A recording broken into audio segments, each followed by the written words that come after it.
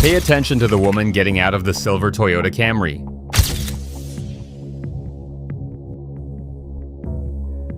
Her name is Veronica Palmer. She's 31 years old, a pharmaceutical sales representative for a company based in Charlotte, North Carolina. It's Thursday, April 18th, 2024 at 6:42 p.m.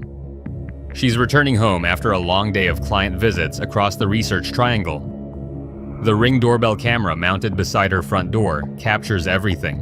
Her car pulling into the driveway, her gathering laptop bag and purse from the passenger seat, her walking toward the entrance of her townhouse in the Briar Creek development. She looks tired, but content. A normal Thursday evening. Now pay attention to the man who exits the passenger side of her vehicle. He wasn't visible when she pulled in. The camera angle doesn't show the interior of the car, but as Veronica approaches her front door, he emerges. He's wearing dark jeans and a gray hoodie. Veronica unlocks her door at 6:43 p.m. She enters. The door closes. Within 12 hours, that Ring camera footage would become the last confirmed sighting of Veronica Palmer alive. This was not a home invasion. It was something far more calculated. Veronica Palmer had moved to Raleigh 2 years earlier after accepting a promotion with MedTech Solutions, a mid-sized pharmaceutical distributor. The job required extensive travel throughout North Carolina, doctors' offices, hospitals, medical supply companies. She was good at it. Her sales numbers consistently ranked in the top 10% nationally. Her social media showed a woman building a life she was proud of, photos from weekend trips to the Outer Banks. Her townhouse decorated exactly how she wanted it. Dinner with colleagues, a growing circle of friends in a city that had initially felt overwhelming. She was single, dating occasionally through apps, but nothing serious. Her focus was her career. The townhouse in Briar Creek had been a milestone purchase, her first property, bought with her own money. A symbol of independence and success. On April 18th, Veronica had client meetings scheduled in Durham, Chapel Hill, and Cary. Her calendar showed back-to-back appointments from 9 a.m. through 5:30 p.m. Her last meeting ended at Duke University Hospital at 5:45 p.m. She texted her colleague Amanda Price at 5:52 p.m. "Done for the day. Traffic is brutal. See you tomorrow."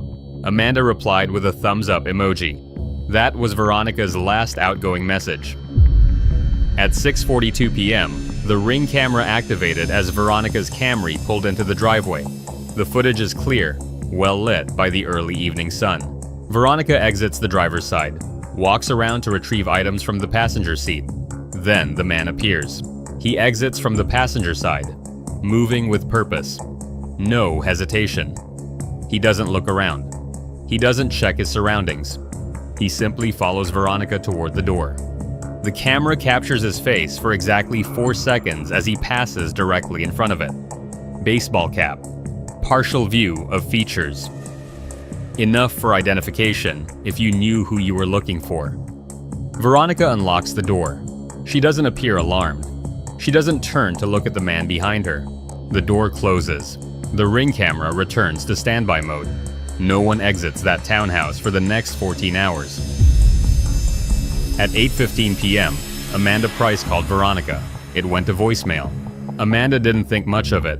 Veronica often turned her phone off after work to decompress. At 9:30 p.m., Veronica's mother, Patricia Palmer, called from her home in Greensboro. Also voicemail. Patricia left a message about Easter Sunday plans. At 11 p.m., Veronica's phone stopped sending location data. The last ping was from a cell tower near her townhouse. Friday, April 19th, came and went. Veronica didn't show up for work. She missed 3 client appointments. Her phone remained off. Her car sat in the driveway, undisturbed. Amanda called repeatedly. So did Patricia. By Friday evening, both women knew something was catastrophically wrong. Veronica never missed work, never went silent for an entire day. At 7:30 p.m. on Friday, Patricia Palmer called Raleigh police and requested a wellness check. Officers arrived at Veronica's townhouse at 8:15 p.m. on April 19th. The Camry was in the driveway. Lights were off inside. No one answered the door. Officers checked the Ring camera footage. They saw Veronica arriving home the previous evening. They saw the man entering. They knocked again. Nothing. At 8:40 p.m., with Patricia Palmer's authorization as next of kin, officers entered through the garage service door using a locksmith. The townhouse was silent. No signs of struggle in the entryway or living room. Kitchen appeared normal. Veronica's laptop bag sat on the counter, work materials undisturbed. They moved upstairs. 2 bedrooms, both doors closed. They opened the master bedroom door. Veronica Palmer was on the bed. Unresponsive. Her skin was pale and cold. Ligature marks around her neck. No obvious defensive wounds. The room was otherwise undisturbed. No ransacking. No evidence of a fight. The medical examiner would later determine she'd been dead for approximately 24 hours. Time of death: sometime between 7 p.m. and 9 p.m. on Thursday, April 18th. Less than 2 hours after she'd walked through her front door. Detective Aisha Williams was assigned to the case immediately. She'd worked homicide in Raleigh for 8 years, specialized in domestic violence cases. But Veronica Palmer had no known boyfriend, no restraining orders, no history of stalking or harassment. The ring camera footage was the only lead. Williams watched it frame by frame. The man who entered with Veronica was approximately 5 feet 10, medium build, dark clothing. The 4-second facial capture was partially obscured by the baseball cap, but enough features were visible for facial recognition software. At 11:30 p.m. on April 19th, the image was run through North Carolina's database. No immediate match. Williams expanded the search. By 2 a.m., facial recognition returned a possible match. Darius St. John, age 28, Haitian immigrant, resided in Durham. He had a prior arrest from 2021. Assault charge, later dismissed. DMV photos showed a strong resemblance to the man in the ring footage. Williams dispatched units to St. John's last known address, an apartment complex off Highway 55 in Durham. At 3:15 a.m., officers knocked on the door of Unit 2C. No answer. The apartment manager confirmed Darius St. John was the leaseholder. Rent paid through May. At 4:30 a.m., with an emergency search warrant, officers entered the apartment. It was empty, not just vacant, stripped. No furniture, no personal items. Closets bare. Bathroom cleaned out. The only thing remaining was a thin layer of dust and the faint smell of bleach. Darius St. John was gone. The investigation moved quickly. Williams obtained St. John's employment records. He'd worked as a medical equipment technician for Triangle Med Supply, the same distributor that supplied several hospitals on Veronica Palmer's sales route. They'd crossed paths professionally, multiple times. Phone records showed St. John had called Veronica's work line 3 times in March 2024, always during business hours. The calls were brief, less than 5 minutes each. Veronica had logged them as routine follow-up calls about equipment orders. But there was more. Veronica's calendar showed a lunch meeting on March 28th at a restaurant in Durham. The notation read, D. St. John, Med Supply, Equipment Consult. The meeting had lasted 45 minutes. Amanda Price remembered it. Veronica had mentioned meeting a technician to discuss a large order for Duke Hospital. She hadn't mentioned anything unusual about the interaction. But St. John had clearly read it differently. Williams pulled surveillance footage from the restaurant where they'd met. The video showed Veronica and St. John at a corner table. The conversation appeared professional. Veronica took notes on a tablet. St. John gestured toward product brochures spread across the table. But toward the end of the meal, St. John's body language shifted. He leaned in. He smiled more. He reached across the table briefly, gesturing toward Veronica's hand. She pulled back, polite, but clear. The meeting ended. They left separately. What Veronica interpreted as professional courtesy, St. John had interpreted as interest. His phone records showed he texted her 3 times after that lunch. The messages were recovered from Veronica's deleted text source folder. Great meeting you today. Would love to continue the conversation over dinner. Haven't heard back. Hope I didn't misread things. I know you're busy. Just wanted to say I really enjoyed talking with you. Veronica had never responded. She'd deleted the messages and moved on. She hadn't reported them because they seemed more awkward than threatening. St. John had not moved on. The timeline became clear through digital forensics. After Veronica stopped responding, St. John had begun tracking her movements. Her work calendar was synced to her company email. St. Jean, through his work credentials, had limited access to the shared hospital scheduling system. He could see when Veronica had appointments, where she would be, when. On April 18th, he'd been waiting in the parking garage of Duke University Hospital. When Veronica returned to her car at 5:50 p.m., he approached. He claimed he needed to discuss an urgent equipment issue, a recall affecting products she'd sold. Could he ride with her to explain? It would take 10 minutes. Veronica had agreed. It was work-related. The man was a colleague, albeit one she barely knew. She had no reason to refuse. She had no way of knowing he'd planned this for weeks. Once inside her townhouse, St. Jean's demeanor changed. He became aggressive, confrontational. He demanded to know why she hadn't responded to his messages, why she'd ignored him. He'd taken her rejection as a personal insult, evidence that she thought she was better than him.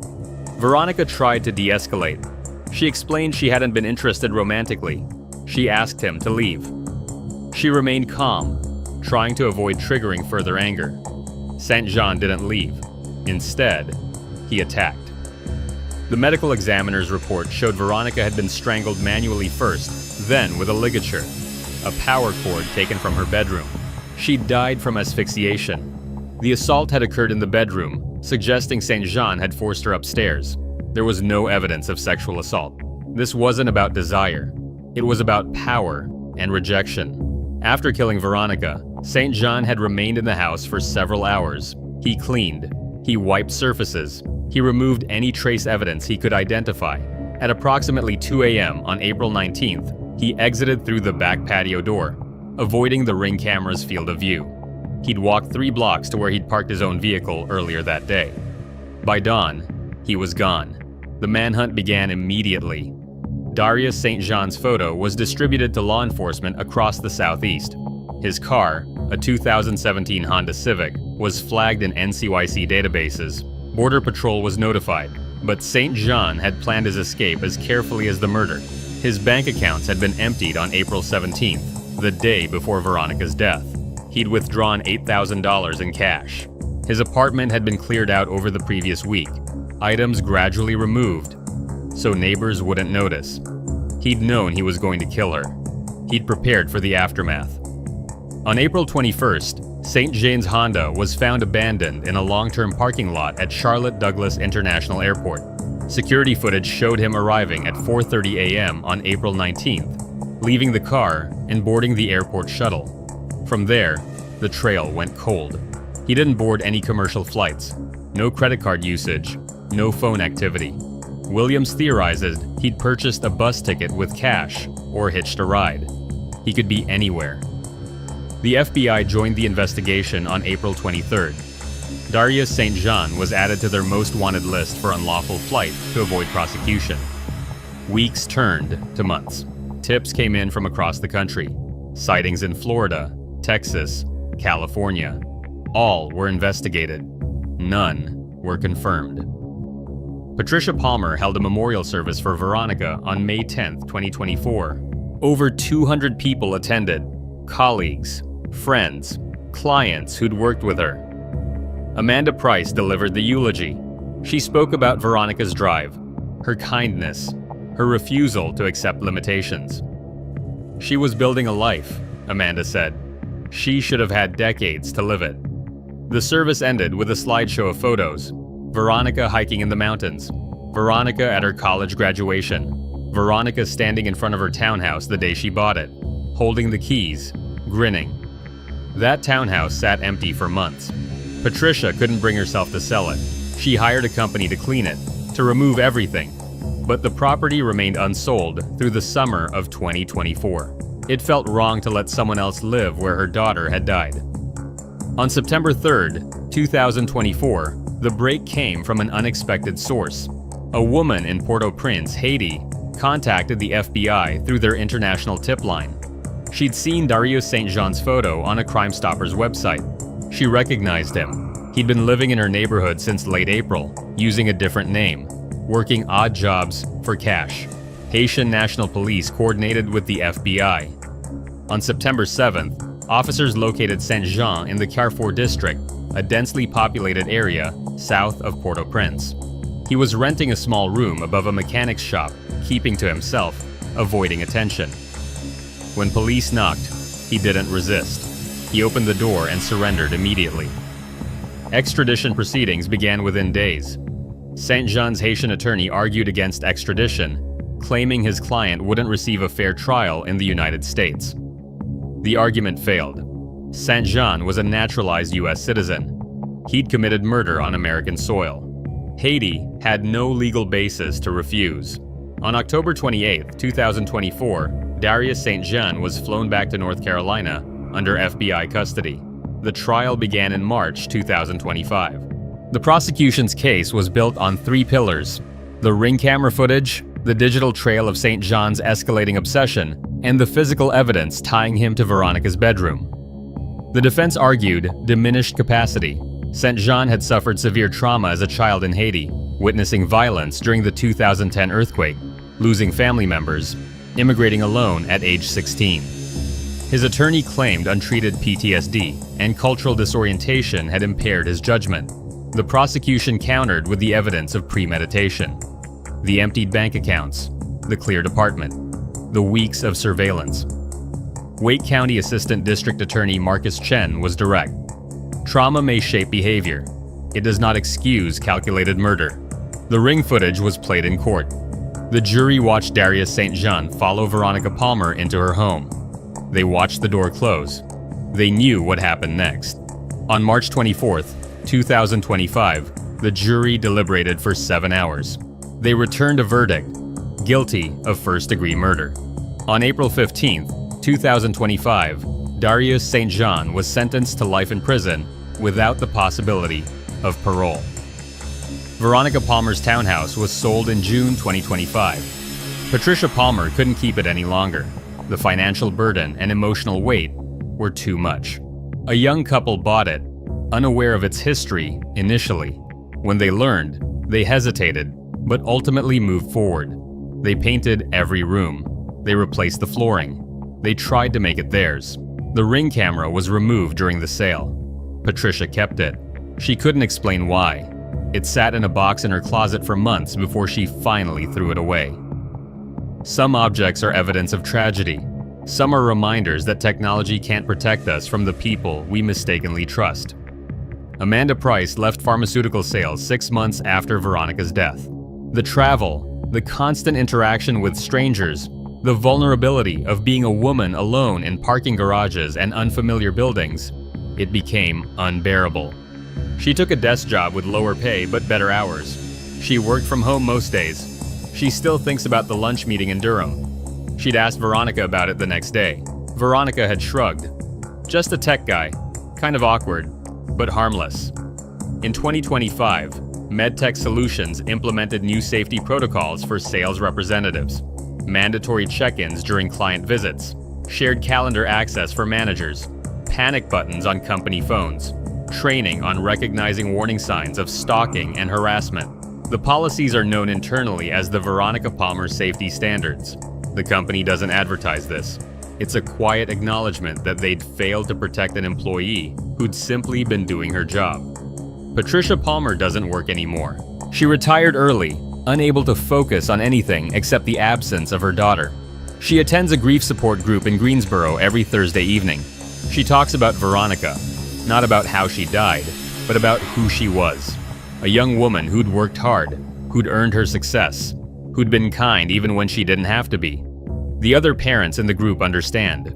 They've all lost children. The details differ, but the grief is universal. The ring camera footage has been used in training sessions for law enforcement across the country. It demonstrates the importance of home security systems in solving crimes. It shows how quickly a normal evening can turn deadly. It reminds officers that video evidence is only valuable if someone is looking for it. Detective Aisha Williams retired in early 2025. The Veronica Palmer case was one of her last. She'd solved it, yes. She'd gotten justice, yes. But the outcome still felt hollow. She did everything right, Williams told a reporter from the Raleigh News and Observer. She was polite but firm. She didn't respond to messages that made her uncomfortable. She moved on with her life. And it didn't matter. He killed her anyway. That's the part that haunts Williams most. Veronica Palmer followed all the advice society gives women. Be professional, set boundaries, don't be rude, avoid confrontation. None of it saved her. Darius St. Jean is incarcerated at Central Prison in Raleigh. He will die there. He has filed no appeals. He makes no statements to the press. When given the opportunity to address the court before sentencing, he declined. His silence is its own kind of violence. No explanation, no apology, no acknowledgement of what he took from the world when he killed Veronica Palmer. Patricia Palmer didn't attend the sentencing hearing. She couldn't bear to see him again. She'd sat through the entire trial, forcing herself to witness every detail, every piece of evidence, every photograph. But the sentencing, the formality of it, the predictability, felt unnecessary. Her daughter was dead. A man would spend his life in prison. None of it would bring Veronica back. On the first anniversary of Veronica's death, April 18th, 2025, Patricia planted a dogwood tree in her backyard in Greensboro. Veronica had loved dogwoods, the way they bloomed bright white in early spring against the still bare branches of other trees. Patricia waters it every week. She sits beneath it sometimes, when the weather is nice, and remembers her daughter. Not the Ring camera footage, not the trial, just Veronica, laughing, ambitious, alive. Veronica Palmer was 31 years old. She was building a life she'd worked hard for. She should have had decades ahead of her. She had 6 hours.